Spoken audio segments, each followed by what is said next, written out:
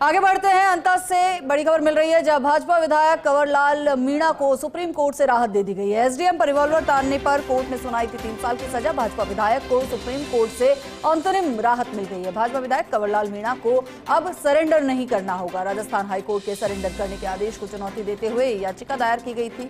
Supreme court ने दायर की थी कंवरलाल मीणा की सुप्रीम कोर्ट में कंवरलाल मीणा ने याचिका दायर की थी और इस प्रकरण में जस्टिस सतीश शर्मा की सिंगल बेंच ने सुनवाई करते हुए आदेश दिए। कंवरलाल मीणा को अब सरेंडर नहीं करना होगा। ये आदेश जारी हो चुके हैं। प्रकरण में कंवरलाल मीणा की तरफ से फौजदारी मामलों के विशेषज्ञ नमित सक्सेना उपस्थित रहे। तो यहाँ पर कंवरलाल मीणा को कुछ हद तक राहत मिलती नजर आ रही है। आपको बता दें, एसडीएम पर रिवॉल्वर तानने पर कोर्ट ने उन्हें 3 साल की सजा सुनाई थी। भाजपा विधायक को सुप्रीम कोर्ट से ये अंतरिम राहत दी गई है। तो बड़ा अपडेट बता रहे हैं, अंता से भाजपा विधायक कंवरलाल मीणा को सुप्रीम कोर्ट ने अंतरिम तौर पर राहत दे दी है। एसडीएम पर रिवॉल्वर तानने का ये पूरा मामला कोर्ट ने 3 साल की सजा सुनाई थी और भाजपा विधायक कंवरलाल मीणा को अब अंतरिम राहत मिलने के बाद सरेंडर नहीं करना होगा। राजस्थान हाईकोर्ट के सरेंडर करने के आदेश को चुनौती देते हुए ये याचिका दायर की गई थी। सुप्रीम कोर्ट में ये याचिका दायर की गई थी। कंवरलाल मीणा ने याचिका प्रकरण में जस्टिस सतीश शर्मा की सिंगल बेंच ने सुनवाई करते हुए ये आदेश दिए कि कंवरलाल मीणा को अब सरेंडर नहीं करना होगा। अंतरिम आदेश राहत के उन्हें जारी कर दिए गए हैं। प्रकरण में कंवरलाल मीणा की तरफ से फौजदारी मामलों के विशेषज्ञ नमित सक्सेना उपस्थित रहे। तो सुप्रीम कोर्ट से अंतरिम राहत जो है वो कंवरलाल मीणा को मिलती अब नजर आ रही है। तो भाजपा विधायक को सुप्रीम कोर्ट ने अंतरिम राहत दे दी है। आपको बता दें कि एसडीएम पर रिवॉल्वर तानने के मामले में कोर्ट ने कंवरलाल मीणा को 3 साल की सजा सुनाई थी। 3 साल की सजा मतलब उनकी सदस्यता भी जाती नजर आ रही थी, लेकिन फिलहाल के लिए सुप्रीम कोर्ट ने फौरी तौर पर अंतरिम राहत उन्हें दे दी है।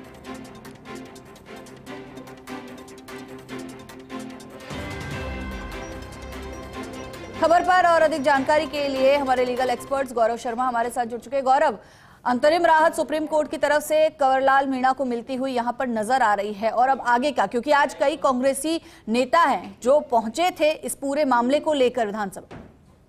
जी माधुरी, फिलहाल तो यहाँ पर इंटरिम रिलीफ है, क्योंकि इस मैटर में जिस तरीके से हाईकोर्ट ने सरेंडर करने के आदेश दिए थे उस पर तत्काल रूप से अब सरेंडर करने की कंवरलाल मीणा को जरूरत नहीं है। उस पर अभी इंटरिम रोक सुप्रीम कोर्ट की तरफ लगाई गई है। हालांकि बाकी मैटर पर जो सुनवाई होगी वो 4 सप्ताह बाद होगी, लेकिन यहाँ जो फिलहाल जो एक रिलीफ है वो कंवरलाल मीणा और सारी भाजपा को मिलती हुई दिखाई दे रही है, और वहीं कांग्रेस के लिए भी ये एक झटका साबित हो रही है। जी बिल्कुल, कांग्रेस के लिए भी ये एक बड़ा झटका।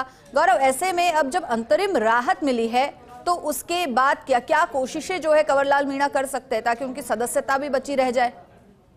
जी माधुरी, इसमें इस मैटर में भी सुनवाई होनी है और उसमें सुप्रीम कोर्ट ये संज्ञान लेगा जो सेशन कोर्ट ने जो सजा सुनाई थी, जिसको हाईकोर्ट ने भी बरकरार रखते हुए सरेंडर करने के आदेश दिए थे, उस पर अब हियरिंग होगी और उसके कितना सुप्रीम कोर्ट समझ पाती है उस मैटर को और कितना उस पर डिसाइड कर पाती है कि अगर सजा की जो मैक्सिमम जो एज मतलब कितनी लिमिट है उसको अगर वो घटा देगी तो यहाँ पर कंवरलाल मीणा को एक राहत मिल सकती है।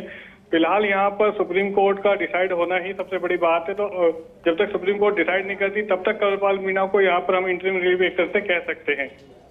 जी गौरव, और ऐसे में ये भी जानना चाहेंगे क्योंकि 3 साल आपने यहाँ पर बोला, सुप्रीम कोर्ट अगर चाहे तो उनकी सजा में कमी भी कर सकती है, क्योंकि अभी उनकी 3 साल की उनको सजा दी गई थी और ऐसे में अगर 3 साल की सजा उन्हें मिलती है तो उनकी सदस्यता भी जा सकती है। तो ऐसे में क्या कोशिशें कंवरलाल मीणा की तरफ से रहेंगी कि उन्हें कम से कम सजा जो है वो दी जाए, वो भी प्रावधानों के अंतर्गत?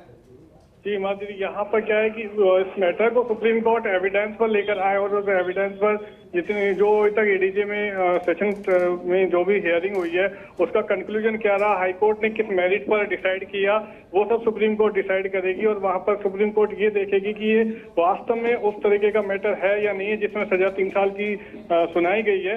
तो सुप्रीम कोर्ट ये डिसाइड कर सकता है कि ये उस कोर्ट में उस धारा के एक्ट के अंदर ये सजा है या नहीं है, मैटर है या नहीं है। तो क्योंकि अभी इसमें काफी एविडेंस होने, जिस तरीके से पिटीशन में बताया गया कि इसमें एविडेंस नहीं लिए गए हैं, पूरी तरीके से उनको सुना नहीं गया है और बिना मेरिट सुने ही सजा पारित कर दी गई है जैसा याचिकाकर्ता ने कहा है, तो उन सबको सुनना अभी बहुत बाकी है। सुप्रीम कोर्ट डिसाइड करेगा उन सबके एविडेंस हो नहीं हो, या फिर सेशन कोर्ट का ही डिसीजन बरकरार रखा जाए। ये सारी एक लंबी प्रक्रिया है, कोर्ट की प्रक्रिया है, जिस पर अभी हम कोई टिप्पणी नहीं कर सकते, क्योंकि सुप्रीम कोर्ट जो डिसाइड करेगा वही फाइनल होगा जी।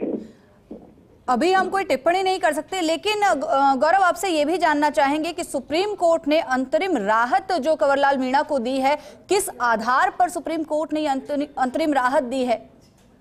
देखिए, सुप्रीम कोर्ट के पास ये इनहेरेंट राइट्स रहते हैं कि वो किसी भी मैटर को डिसाइड कर सकता है, तो उस पर अभी उन्होंने एक इंटरिम रिलीफ उनको दिया है, क्योंकि सुप्रीम कोर्ट ऐसे कई मौके हैं जहां पर गिरफ्तारी या सरेंडर के मैटर्स में खुद संज्ञान लेकर या याचिका की तरफ से पेश याचिका को कंसिडर करते एक इंटरिम रिलीफ जारी करता है, और उसके बाद वो मैटर को बराबर सुनते हुए उसका फाइनल डिसाइड करता है और उस पर एक अपना जजमेंट पारित करता है। तो यहाँ एक फाइनल जजमेंट सुप्रीम कोर्ट की तरफ से रिलीज नहीं किया गया है, सिर्फ एक इंटरिम रिलीफ दिया, और वो उसकी इनहेरेंट पावर है। सुप्रीम कोर्ट के पास ये पावर है कि वो डिसाइड कर सकता है अंतरिम रूप से और फाइनल रूप से। तो उसने अंतरिम रूप से अभी ये डिसाइड किया है कि सरेंडर करने की अभी आवश्यकता नहीं है जी।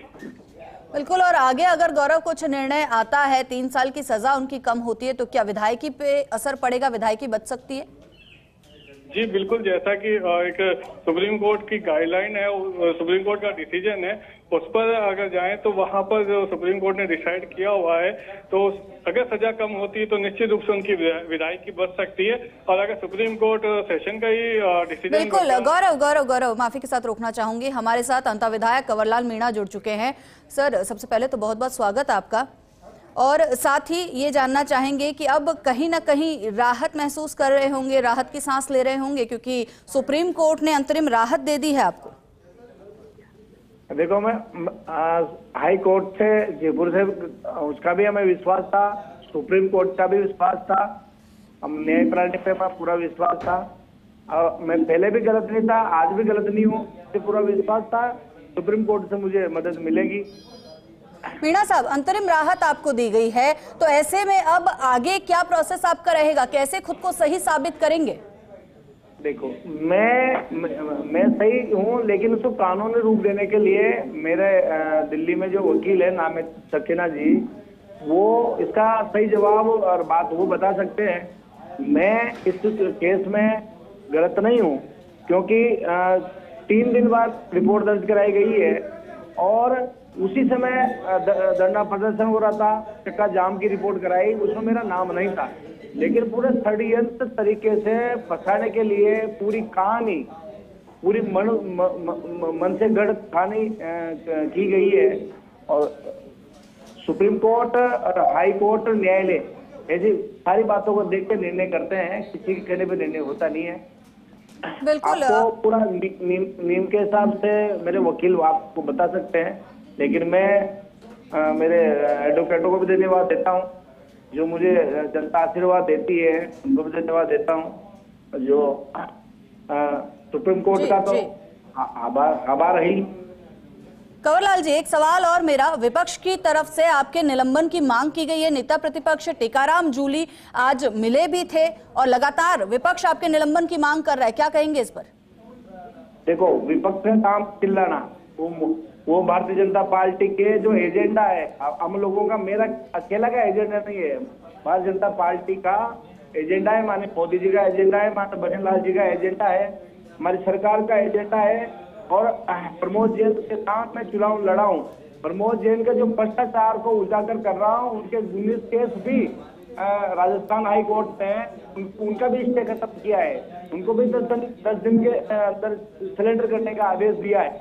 अगर मैं गलत सही निकला तो मुझे राहत मिलती है, लेकिन वो सही नहीं निकले, उनको हाई कोर्ट ने राहत नहीं दी है, उनको तो जेल जाना ही पड़ेगा। अब सरकार का जो नुकसान किया है, जो गबन किया है, जो प्लॉटों में नहीं, आप कंवरलाल जी, आप तो खुद को सही कह रहे हैं, ठीक है, लेकिन विपक्ष लगातार मांग कर रहा है आपके निलंबन की, उसको लेकर आप क्या कहेंगे? विपक्ष को कैसे चुप कराएंगे? उनके मांग करने से कुछ नहीं होता है। ये मामला सुप्रीम हाई कोर्ट में था, सुप्रीम कोर्ट में है, और सुप्रीम कोर्ट से बड़ा कोई नहीं है। हम सब उनके आदेशों की, उनके निर्णय की पालना करेंगे। इनके चिल्लाने से और इनके घूमने से, इनके बात करने से कुछ नहीं होगा। कंवरलाल जी, अंतरिम राहत आपको दी गई है, मतलब कुछ समय की ये राहत आपके लिए, लेकिन आगे की तैयारी क्या कुछ कर रखी है आपने? अब आगे कैसे इस मामले को लेकर जाएंगे, कैसे अपने आप को आप सही साबित करेंगे? मेरी तैयारी मेरे एडवोकेट है नामित जी सक्सेना, जो दिल्ली में बैठते हैं, वो लोग कर रहे हैं। और वकीलों की राह हम जो घटना घटी है उसका सही हमने उनको बता दिया, और उन्होंने कोई कानूनी तोड़ निकाल के हमें राहत दिलाई है। सुप्रीम कोर्ट पर पहले भी विश्वास था, आज भी विश्वास है, आगे भी विश्वास रहेगा। कंवरलाल जी, एक मेरा आखिरी सवाल रहेगा कि एग्जैक्ट उस दिन ऐसा हुआ क्या था कि मामला इतना बढ़ गया और आप सब तरफ से एक बार को मुसीबत में घिरते नजर आए? देखो मैम, मैं उस समय मात्र 28 साल का था। मुझे एसडीएम साहब को और प्रशासन ने ही चक्का जाम को खोलने के लिए बुलवाया था। मैं इनकी मदद करने गया था।